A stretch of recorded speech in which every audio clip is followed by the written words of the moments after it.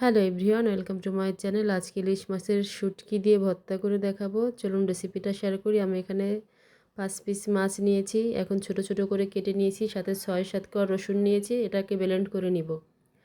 এই দেখেন, একদম কাটা নাই। আমার বাচ্চারা শুটকিটা খুব পছন্দ করে, কাটার জন্য খাইতে পারে না, তাই ব্লেন্ড করে নিয়েছি। এভাবে শুটকি ভাজলে খুবই ভালো হয়। তো এখন কড়াই গরম করে নিয়েছি, তেল দিয়ে দিলাম। এখন পেঁয়াজ কুচি দিয়ে দিচ্ছি। পেঁয়াজ কুচিটা একটু ভেজে নিব।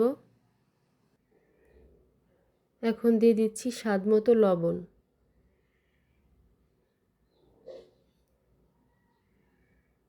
দিয়ে দিচ্ছি 1 চামচের মতো জিরা, গোটা জিরা দিয়েছি আমি এখানে, একটু ফ্লেভারটা ভালো আসার জন্য দিলাম। তো দিয়ে দিচ্ছি এখন 1 চামচ শুকনো মরিচের গুঁড়া। আবারও সুন্দর করে একটু নাড়াচাড়া করে ভেজে নিব। আমি এই পর্যায়ে চুলার আঁচটা কমিয়ে দিছি। দিয়ে দিচ্ছি 1 চামচ ভাজা জিরার গুঁড়া।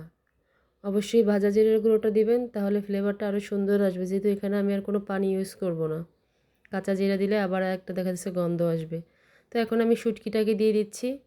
এভাবে শুটকি ভর্তা করলে খেতে দুর্দান্ত হয়। ছোট বড় সবাই খাইতে পারবেন, কোনো প্রবলেম হবে না। আমরা বড়রাও গেলাম অনেক সময় কাটার জন্য শুটকি খাইতে পারি না। তো এইভাবে অবশ্যই বাসায় একবার হলেও ট্রাই করবেন, দেখবেন খুবই মজা হয়। তো দেখতেই পাচ্ছেন, এভাবে শুকিয়ে আসলে বুঝবেন যে আসলে শুটকিটা রেডি হয়ে গেছে, মানে শেষ হয়ে গেছে ভাজা, আর ভাজতে হবে না। তো এখন আমরা একটা প্লেটে নামিয়ে নিব।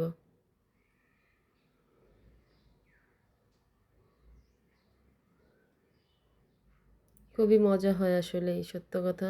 অবশ্যই ট্রাই করবেন বাসায়। তো দেখতেই পাচ্ছেন, একটা বাটিতে নামিয়ে নিয়েছি। আমি একটু গরম গরম ভাত দিয়ে আপনাদেরকে সার্ভ করে দেখাবো।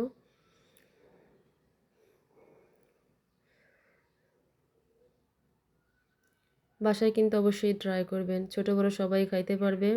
তো ভিডিওটি ভালো লাগলে আমার চ্যানেলটাকে সাবস্ক্রাইব করবেন। বিসমিল্লাহির রহমানির রহিম।